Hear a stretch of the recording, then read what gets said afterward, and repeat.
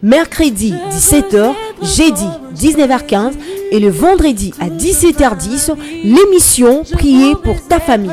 Prier pour ta famille, une émission présentée par le pasteur Samuel Mundeke du ministère Mission pour la libération des familles.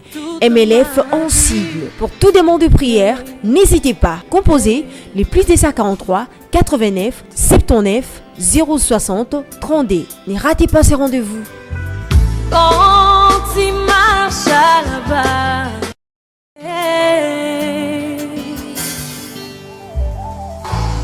je veux être comme Jésus. Je veux être comme Jésus toute ma vie. Je voudrais être comme Jésus. Je veux être comme Jésus toute ma vie. Hey, hey. Peuple de Dieu, de partout dans le monde, vous nous suivez. Nous vous souhaitons la bienvenue dans notre émission Prie pour ta famille. Ndekomoni ngamina nganzamba pambula yo ndengo se disposer pour na kolanda lisusu biso na mokolo na lelo na suite ya enseignement na biso to bandaki où ils allaient bongo briser la fondation maléfique de ta famille. Tika nzambe apambola yo. Alors ndekomoni ngamina nga pour na un petit récapitulatif. Tolobaki semaine passée na Italie les éléments qui constituent une mauvaise fondation. Na chapitre na biso amibali. Et bon Tolobaki, après avoir fait une étude minutieuse dans les Saintes Écritures, nous avons pu répertorier 10 éléments où il constitue une mauvaise fondation. Et Mawana Tolobaki, il faut qu'on y ait tala malamu na libota. Est-ce que na libota na bimeli babiloko o ezali ou to ezalité? Ce qui est élément o ezali, cela veut dire que vous avez de sérieuses batailles. En ce qui concerne votre fondation, il faut la traiter pour que Oyebanako vivre à jour heureux na meilleur en ancien amour. Bitumba ya mutu, soka bundiango malam et silaka. Que Dieu vous bénisse. Avant que le plus loin, na ozali enseignement na biso na mkola lelo, je souhaiterais que là où vous êtes, toka kosa la prière pour nako tika enseignement na biso, pena ba session ya prière au tokozala nango. Parce que na kati na structure il y a émission na biso prie pour ta famille. Tu dois qu'à enseignement et puis tu dois qu'à payer la section, il y a prière. Que Dieu vous bénisse. Tendre Père Céleste, tu pèses merci, tu pambolio. Yon de pèses biso ngolu pe salibiso privilège. Ya koye balisu ko zo manakati na banda ko ya bane belé ya Nzambe o bazolanda biso à cet instant. Tu pambolio Nzambe nangai, ça l'a été que au travers de cette émission, plusieurs bazala éclairés, plusieurs bazala édifiés. Et Saint-Esprit, nous voulons travailler avec toi. Et nous jurons de te rendre toute la gloire. Dans le nom puissant de Jésus-Christ de Nazareth, nous avons télémé la puissance nyonso et tu peux combattre bana nzambe bisika bazali pona ba yoka malamute mais ba soso la malamute na briser puissance nyonso tuana au nom puissant de Jésus-Christ de Nazareth. Nous avons ainsi prié. Amen. Alors bien-aimé, to kozwa écriture moko na Bible pour na toyeba ko continuer na chapitre 2 na biso auto ko silisango lelo pour que toyeba ko continuer na chapitre mususu le jeudi prochain. Alors, nous allons Matthieu chapitre 7. Nous allons lire Matthieu chapitre 7 et nous allons prendre à partir du verset 24. Matthieu chapitre 7, nous allons lire à partir du verset 24 jusqu'au verset 27. Je m'en vais faire la lecture dans les noms puissants de Jésus-Christ. Matthieu chapitre 24. Matthieu chapitre 7, verset 24 jusqu'au verset 27. Je lis dans le nom de Jésus. C'est pourquoi quiconque entend ces paroles que j'ai dit et le met en pratique sera semblable à un homme prudent qui a bâti sa maison sur le roc. La pluie est tombée, les torrents sont venus, les vents ont soufflé et se sont jetés contre cette maison.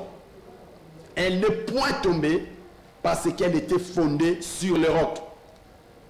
Verset 26. Mais quiconque attend ces paroles que je dis et ne les met pas en pratique sera semblable à un homme insensé qui a bâti sa maison sur les sables.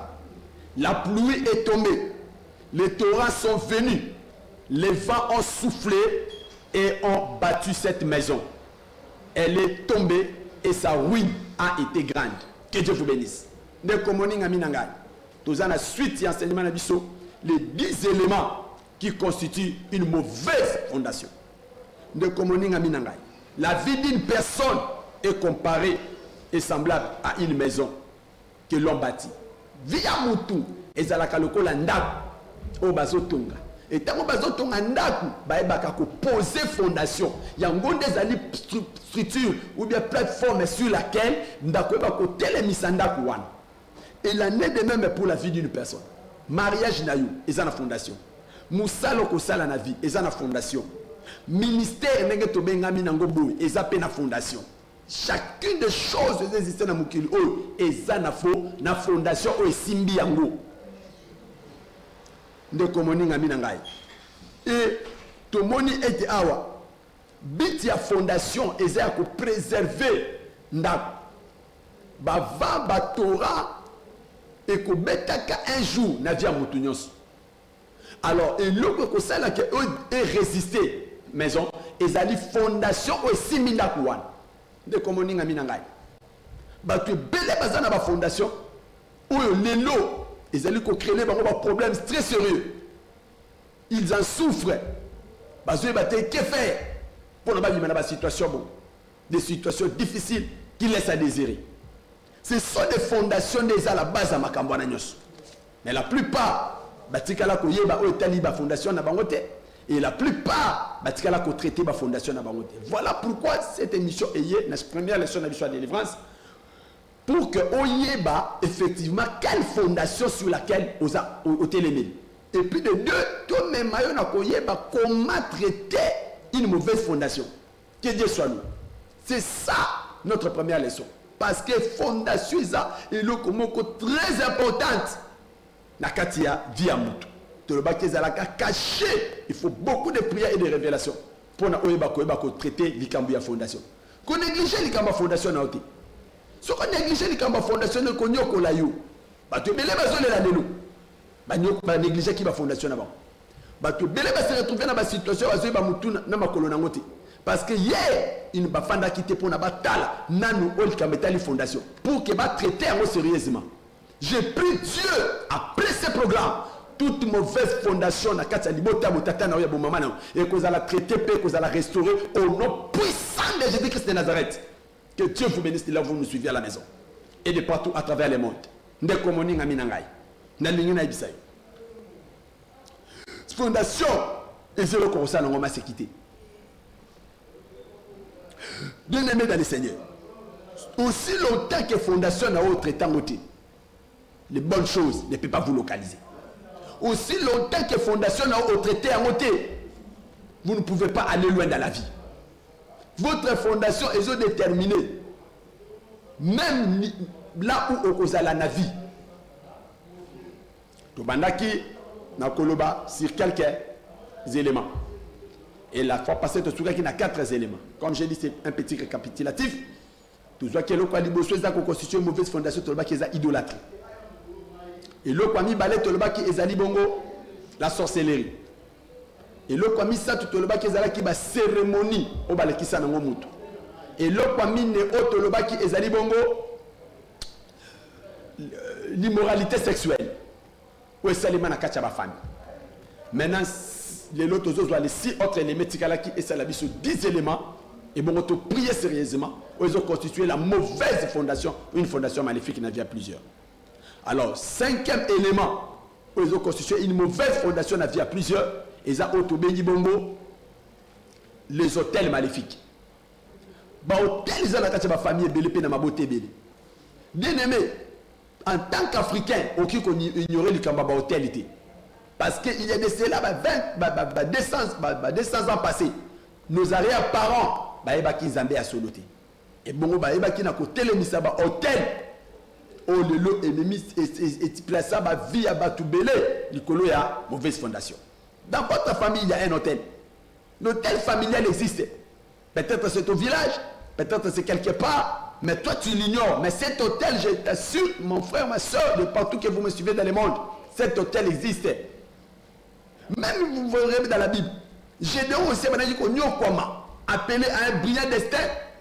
Mais il y avait un hôtel caché dans la maison de son père. Et Dieu dit à Gédéon, Gédéon, j'ai besoin de t'utiliser. Par toi, délivrance de vos comptes à la famille. Au Kokangola, Israël, ma mère, ma mandianite. Mais va d'abord dans la maison de ton père.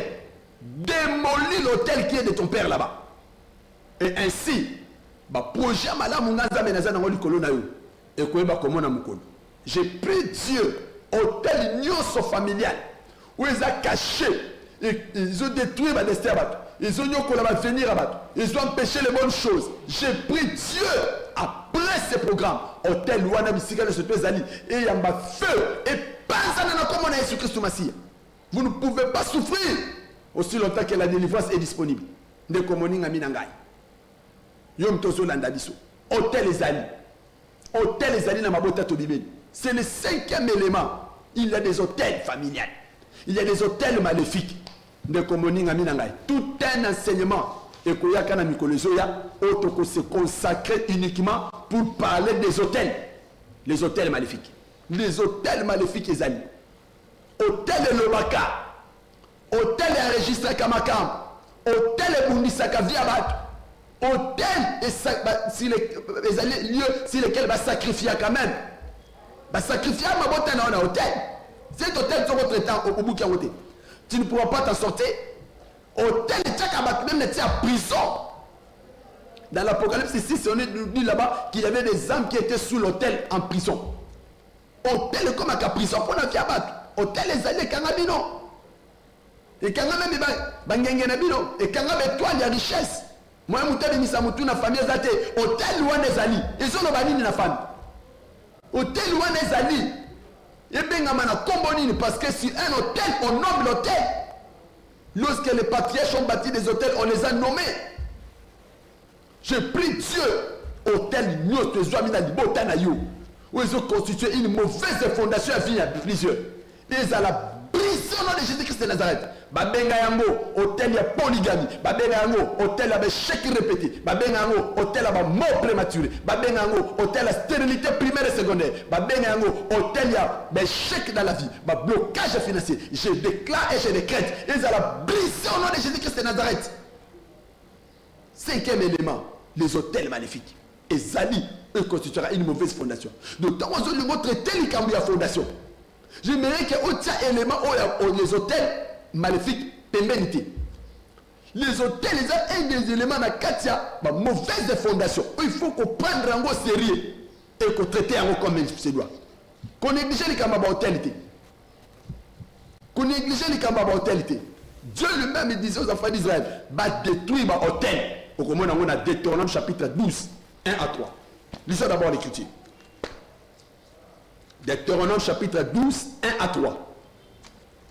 Aidez-moi à noter cela dans votre agenda pour que vous puissiez réellement ne pas oublier ces versets sur les hôtels. Deutéronome chapitre 12. Que Dieu soit loué. Merci. Nous sommes arrivés à ce passage-là. Voici les lois et les ordonnances que vous observerez et que vous mettrez en pratique, aussi longtemps que vous y vivrez dans les pays dont l'Éternel, le Dieu de vos pères, vous donne la possession. Vous détruirez tous les lieux où les nations que vous allez chasser servent leur Dieu.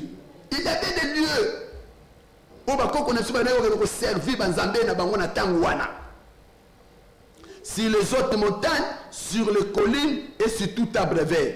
Verset 3, vous renverserez leurs hôtels. Je prie Dieu, tout hôtel maléfique ancestral qui a été bâti par vos ancêtres, par vos parents et qui parle contre votre mariage et qui parle contre votre prospérité. Ils allaient briser après ce programme au nom de Jésus-Christ de Nazareth. Que Dieu vous bénisse là où vous nous suivez. Bien aimé, 5e élément, il y a hôtel.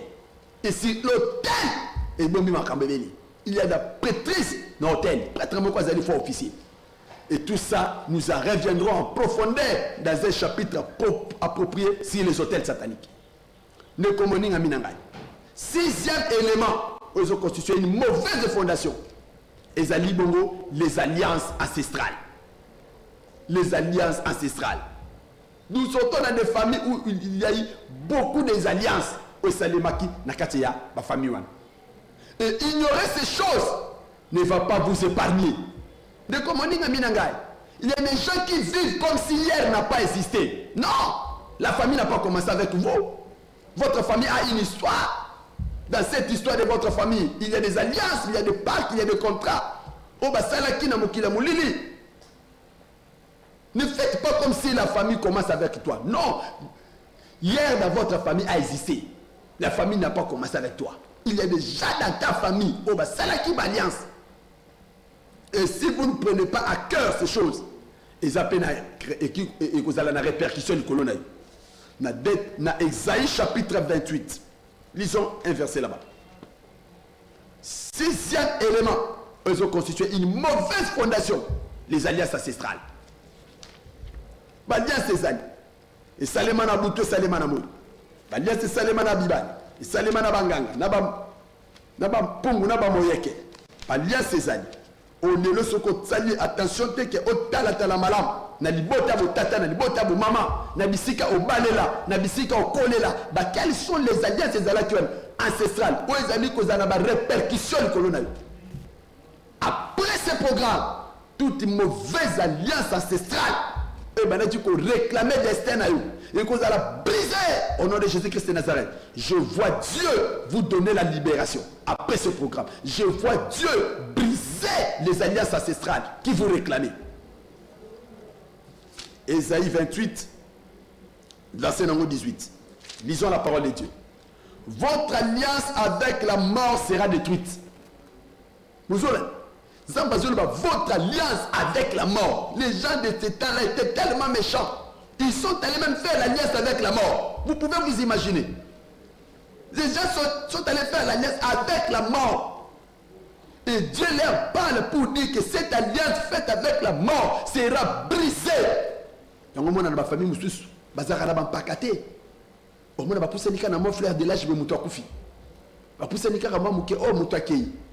vous allez me dire, oh, pasteur, m'a prématuré, ça la caté, c'est sa volonté en zame. Non!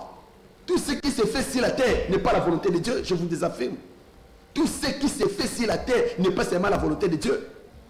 Moutaka Kotiba, Melima Sang, à se saouler, à une voiture, et pourtant c'est interdit à un conducteur.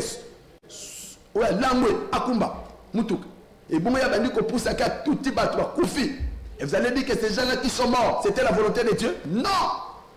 Il n'est pas ainsi. Maman, de résolution, vous m'excuserez pour cet exemple, peut-être. De là, vous me suivez à la maison. À Kassa, l'avortement. Moi, Nawana Koufi. Est-ce que vous allez volonté en zam? Non! Tout ce qui se fait sur la terre n'est pas seulement la volonté de Dieu. Il y a un de communing à Minangai. Dieu veut que nous puissions vieillir. À l'Obina Blam, Genèse 15, verset 15. Vous irez au tombeau dans la vieillesse, pas dans la jeunesse. Je déclare et je décrète. Yom Tozo la Nangai.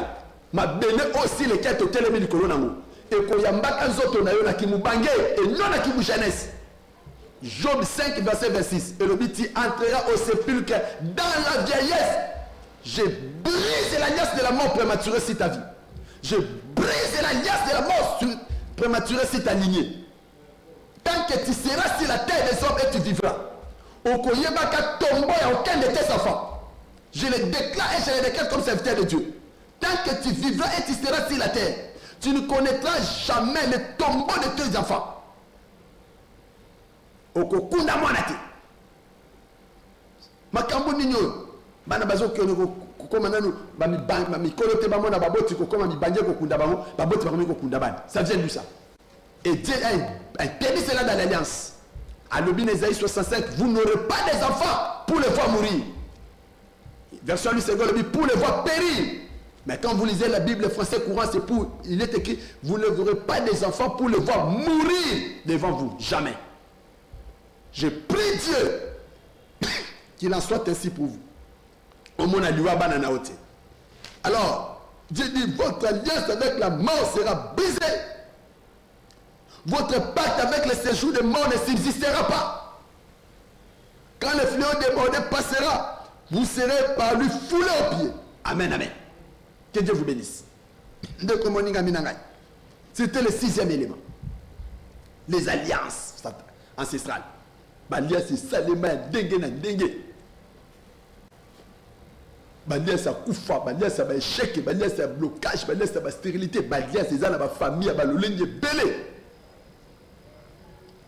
7e élément.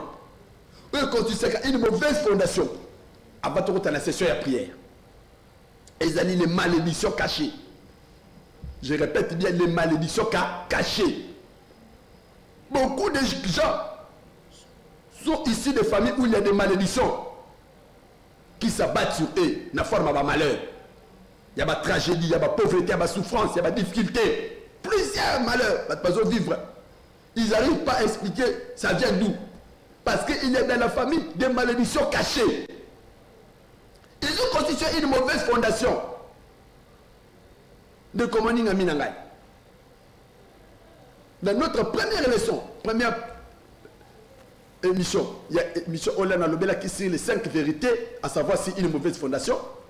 Mais le bac était que des fois dans la vie, il faut qu'on fanda.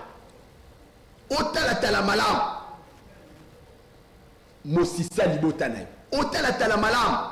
Origine na yo. Autant la malam. Bisika obimela. Qu'est-ce qui s'est fait? Makamni ne salema. Makamni ne lobama. Ni ne ba pratika. Bon, où sont là? Bah, l'ébité, bah, il y a ba malédiction à ma casse, mais à cacher. Dans 2 Samuel chapitre 3, voyons une écriture. Il y a des gens ici dans ma famille, où le malédiction ma casse et le malédiction famille. Tant que ces choses ne seront pas exposées, traitées et vaincues, il y a malhonneur aux alatés. Il y a un moment où la famille m'a dit que malhonneur la kisate. Parce que si vous avez malam, bazana se aba joug ya malédiction ma casse, il y a célibat. Malédiction ma casse, il y a pauvreté. Malédiction ma casse, il y a chômage. Malédiction ma casse, il y a divorce. De commanding à Minangay. Ils en ont pas toi, divorcé à Bali, jusqu'à quand? 2 Samuel chapitre 3. Verset Nango 28. David il a pris il a pris ce que Joab avait fait. David il a pris ensuite et il dit: je suis à jamais innocent devant l'Éternel du sang d'Abner, fils de Ner, et mon royaume l'est aussi. Alors David n'a liwaya Abner n'a ébi likambute. Ne commanding à Minanga ce qu'ils ont conseil mon n'a pas ça va continuer. Na sena mo ils ont biloko mi ça il faut ça la makasi ou éviter la vie. Na sena mo ils ont biloko mi ça puis sous ça la makasi ou éviter la vie. Ya liboso éviter ko sakana na mutokia mutu, éviter de commanding à Minanga. Oza mo sozola nanga éviter mutokia mutu ko sakana na ngote na vie. Il faut qu'on y ait qu'on respecte mutokia mutu. Ko sakana na mutokia mutu te. Et l'autre ami balé, il faut qu'on évite la vie, ma kasi. Nzamba sunga yo asungangai, qu'on évite ma kasi. Maya misu ya mutu. Qu'on l'ingagate batu na vie, balé la kamini mingi baobi misama misu na komono na nenga mabe. À cause ya pas chopé si bango. Afin de dire ah kinganyo na sale bolam. Bwenda zo futangai monnaie de singe. Zambe na ngai. Maya misu ne bimi nde ko évite la vie. Batu balé la kamini mingi maya misu na comme na tina na. Okomona mala mutena na vie. Okomona malongati. Et l'autre parmi ça, tu n'as pas comme conseil avant de continuer. Na vie, il faut qu'on évite ma case, makila ya mutu, eza na maboko na. Éviter yango. Ko so kalika ma makila na petete. Éviter la vie, makila ya mutu, eza na maboko na. David azolo ba awa, likambu ya liwa ya Abner, makila na ye, na ebi yango teza na nzoto na ngati. Yoka sikoy 29 alobi, que ce sang retombe sur Joab. Et si toute la maison de son père, dans la malédiction Zotia, David attaque l'autorité royale. Azolo bakalikambu o Joab asali makila wana et kita Nicolas na Joab asuki na Joab qui était le coupable qui a posé l'acte. Alors, si toute la maison de son père, dans la version française, si toute sa lignée, c'est-à-dire cette malédiction, David a placé on a lignée na Yemobimba, il y a Joab. Et malédiction, on le dit. Qu'il y ait toujours quelqu'un dans la maison de Joab qui soit atteint d'un flux ou de la lèpre, yoka malade, a tchédi bango lèpre, ou qui s'appuie sur un bâton. Cela veut dire que dans la famille, dans la lignée de Joab, bon, c'est là qu'on a moubagneti. Bon, on coupe à la fleur de l'âge. Ou qui tombe par l'épée via défaite. À tabake guerre, bon, on l'a raté. Alors, qui tombe par l'épée, bon, on l'a bitumbaté. Et vous avez toujours vaincu. Nakacha Baref, Nabango a vaincu. Nakacha vie a toujours vaincu. Une vie à ma défaite. Alors dit, vous tomberez par l'épée. C'est vos guerre. Beaucoup on l'a raté. Et enfin, elle dit, et qui manque de paix. Bazangata lipa via pauvreté. Voilà la malédiction. Oh David a dit ça. Le coup la fondation Nakacha lignée. Il y a Joab. Pour la ligne, Joab a ce pas qui makila Abder. Na vie éviter makila mutu. Et ça m'a beaucoup naï. Nous sommes là pour vous accompagner dans le programme de délivrance. Nos numéros sont au bas de l'écran. Appelez-nous. Appelez-nous, pasteur Samuel. Voilà, j'ai tel problème. Nous allons faire un accompagnement spirituel pour vous. Et nous allons vous aider à mieux traiter la fondation. Je vous parle, mon frère, ma soeur. Mais vous ne pouvez pas vous battre seul dans ce combat. Bengami surtout un accompagnement spirituel. Plusieurs qui étaient dans des batailles, plusieurs qui avaient des combats. Tout même un programme de prière de communing à Minanga. Le loba de Misamutu, bazwa victoire. Je prie Dieu. Après ce programme, au comment la fondation Libotano qu'on a traité peut restaurer au nom puissant de Jésus-Christ de Nazareth. Et que toute malédiction où ils ont caché, il y a des défaites, il y a des maladies, il y a des insuccès, il y a pauvreté, il y a des sécheresses. Et qu'on prendre fait au nom de Jésus-Christ de Nazareth. Bien-aimé, tu peux arrêter le mal à la racine. Tu peux traiter le problème, le mal à la racine. Jusqu'à ce qu'on soit victoire. 8e élément, eux constituent une mauvaise fondation. Et ils ont dit les lois établies. Les lois établies, c'est la famille belé de communing aminanga ba condamna bino na nini. Nini ba pekisela bino ya malamu na vie. Nini ba loba ke bango ba tanga na bango mais likambu boye ba ko simba te likambu boye ba ko sala te. Nini ba telemisa loko la loi établie. Ba famille belé za na saba mibeko. Nde communing aminanga. Na loi établie comme on a Jérémie chapitre 35 pour notre yeba kotanga ngo pesate vu le temps parce que nous allons prier c'est sur prière des alliés. Alors au comment on a Jérémie 35 il y avait un père du nom de Jonadab. Il avait dit à ses enfants vous n'habiterez pas dans des maisons bâties. Vous serez toute votre vie dans des tentes. À condamner qui famille n'a pas la pauvreté. Alors vous ne planterez même pas des champs. Vous n'habiterez pas de belles maisons. Toute la famille de Jonadab a été condamnée à la pauvreté. Toute une loi établie. Na yebite na famille na yo. Loi établie ni oezali. Ce qui vous a bali à quel libal. Ce qui vous a fait nanda a balité à comme kobota. Non, ce n'est pas normal. Nous devons traiter cette fondation là. Ni comme on ngami nangai. 8e élément, ezali ba loi établie. Ba loi établie ça na ba famille belé. Mais j'ai une bonne nouvelle pour toi. N'importe Père Esther, il y avait une loi établie. Maloba Kibo, malgré la loi, moi Esther, j'entrerai chez le roi. Je déclare et je décrète, malgré ma loi établie à famille Nayo, Nazomonayo année au 2022, au côté un pas géant à vie. Nazomono année au 2022, mariage de ça la célébrer. Nazomono année 2022, promotion que tu as tant entendu et que pesa melayo. Nazomono en 2022, au cause la embaucher un emploi miracle et que localiser au nom puissant de Jésus-Christ de Nazareth. De communing aminangai. Et l'eau comme sous, ils ont constitué une mauvaise fondation comme Nedjem élément. Ils ont dit bongo, les coutumes, ils ont dit pratiquer dans la famille. Ba coutume, il y a ma casse zali. Ba coutume païenne, il y a ma bota et belé zali. De communing aminangai. Et enfin, 10e élément, ils ont constitué les mauvaises fondations. Ils ont dit ba dette spirituelle. Bien aimé, ma famille beleza na saba nyongo. Ma famille beleza na saba nyongo molimo ya makasi o futa mate. Okomona na 2 ou 6. Moi si moko lobi to lia mwana na ngai. E bongo lobi peto ko lia mwana na yo. Ba yo kani ba sali ristourne. Ba lia ya moninga. Lobi ba lia msusu abi ote ngana obimisa mwana ngate aboy. Parce que c'était une dette. Obibi na famille ba nyongo zalaka. Ba nyongo wana de komoninga mina ngai. Na mulili bango bazwa ya baninga. Et comme il pe na mama o bango pe bazana bosenga famille na bino pe pesa. Ce qui famille on pesa mwana na bango ya 14 ans. Azalaka jeune fille. Azalaka na deuxième CO, troisième CO, troisième humanité. Bino pe la bolinga bo futa nyongo. Bo futa nyongo kaka ya mwana mwasi jeune fille ya 14 ans.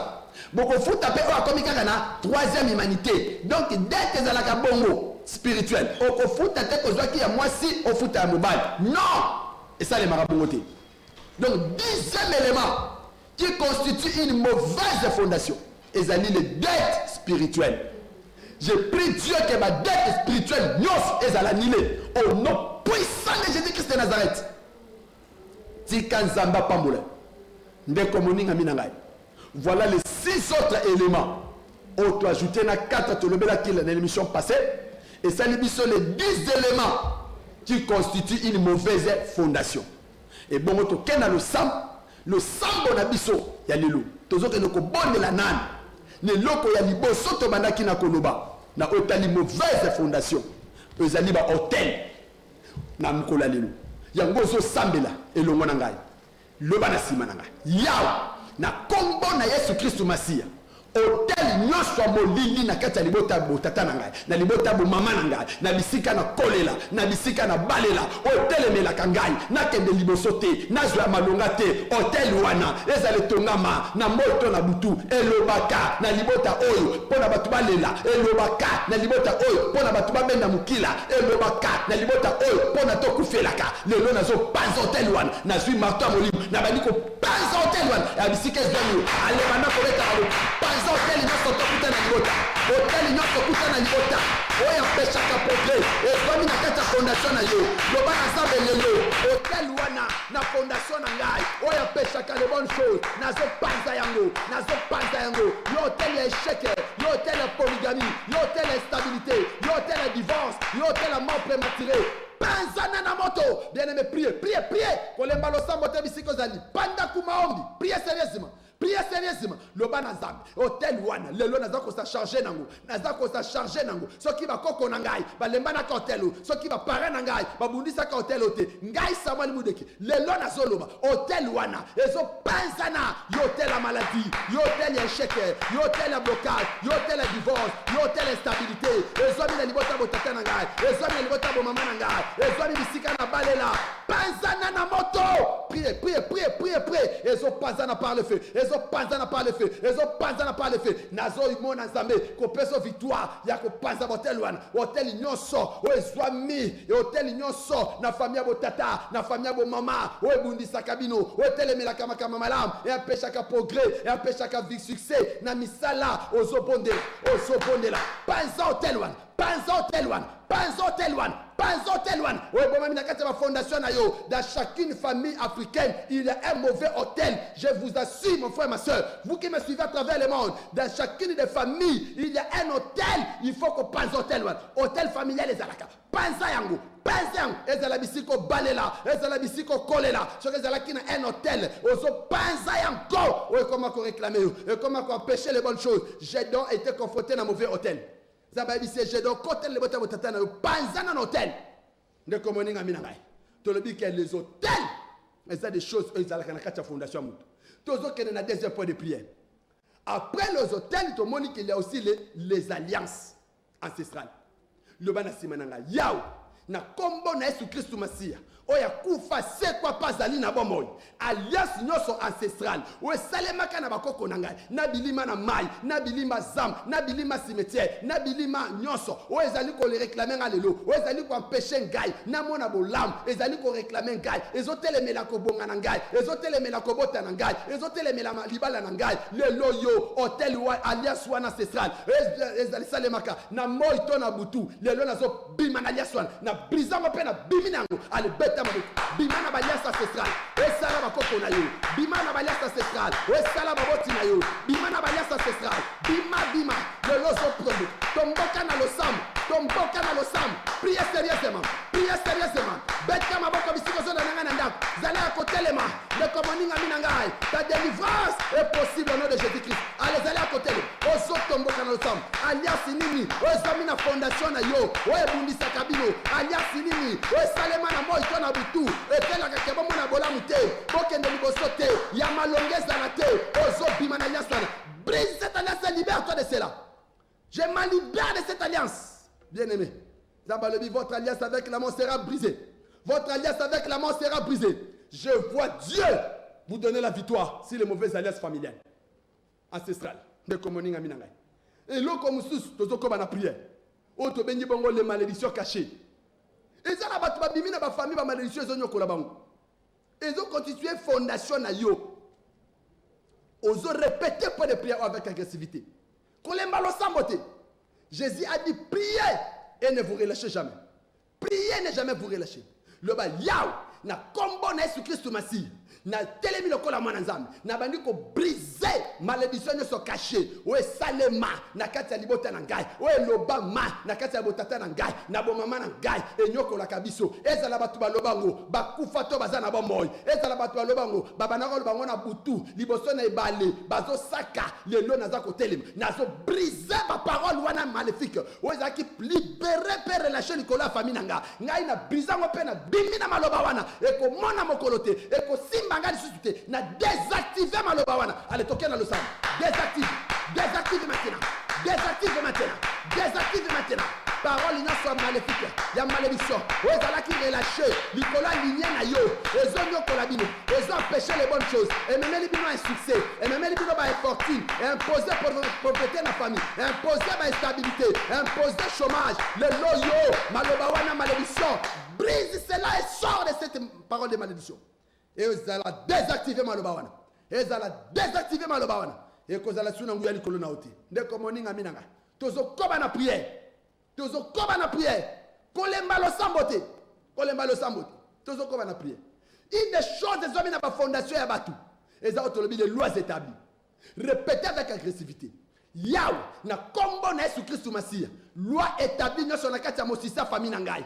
O eteleme la kabiso etela biso mundelu na vie mundelu wana bakoko nanga balekango te mundelu wana ba mama botanga lekango te mundelu wana papa botanga lekango te mundelu wana bandeko nanga balekango te lelo yo na elongo na Yesu oya kufa se kwa za na bomoy nazoleka mundelu wana loi établie nyoso ekwaya etika ngai etika mosi na ngai etika bana na ngai ale tomboka na losambo kwa isa loi établie Esther alobi malgré la loi j'entrerai chez le roi ne commandez là bondez la loi établie wane kwe wecha mundelu wana balekaka yango te bakoko balekaka mundelu wana te babota yo baleka na mundelu wana te yo pelelo mundelu wana te lemini bosona yo nalobi yo koleka ngolo ngona Yesu elongo na Yesu koleka mundelu wana bondela ne komoni ngami na ngai kolemba lo sambote priez sérieusement le bana zambe le loyo loi établie nyonso na côté na balela na côté na kolela na libota na bimela o etelemela kabiso etela biso mindelu nazoleka mundelu wana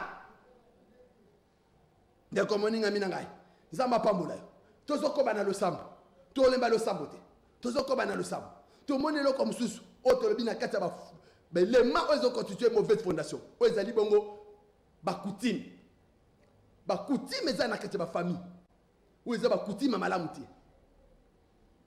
de komoninga minangai ozoki ndo kobeta maboko ozoloba na nzambe kutime nyonso o esalebaka na famille na ngai soki mwana mwasi abotami basalaka ye boye soki mobali baboti mapasa basalaka bango boye bakutime ezali ya balolenge na balolenge yango nzambe alobi na Jérémie 10 verset 3 2 à 3 vous ne suivrez pas les coutumes des nations.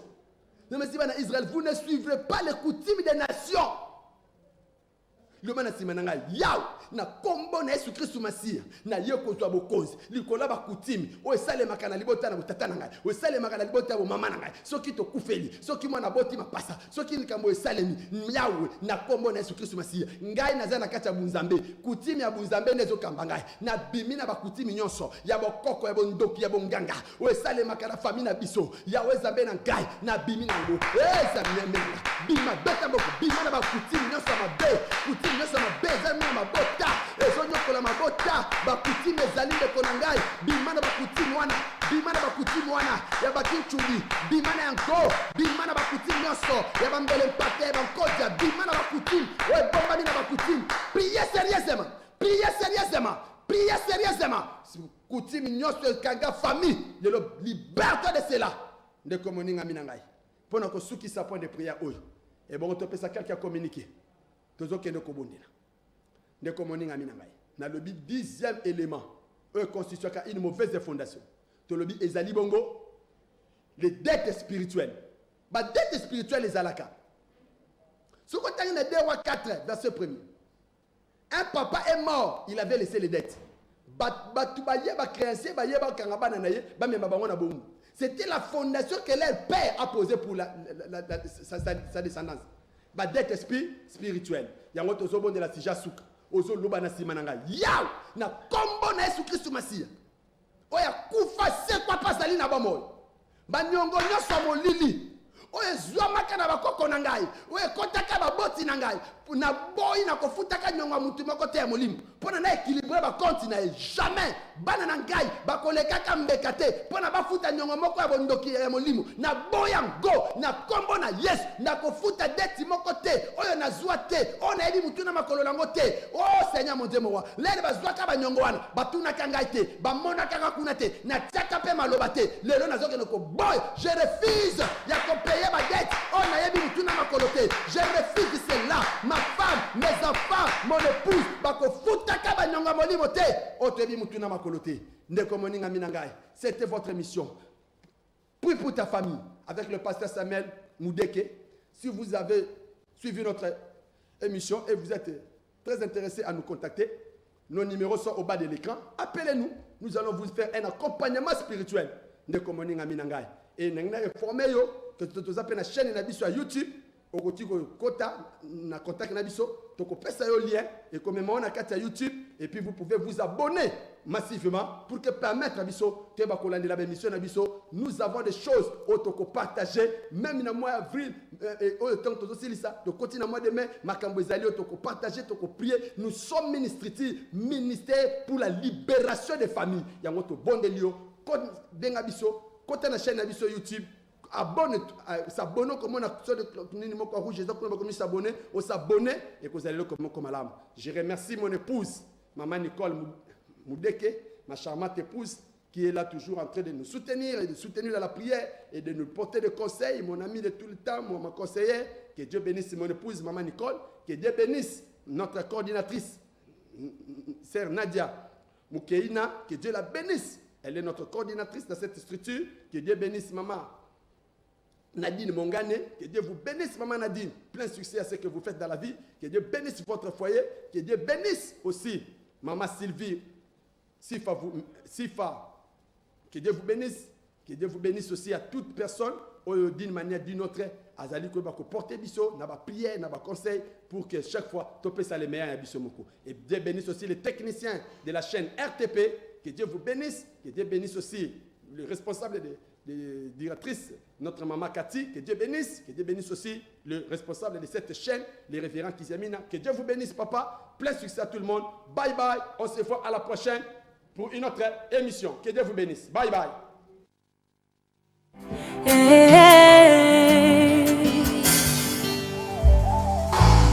Je veux être comme Jésus.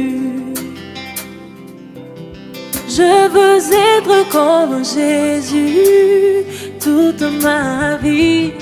Je voudrais être comme Jésus. Je veux être comme Jésus toute ma vie.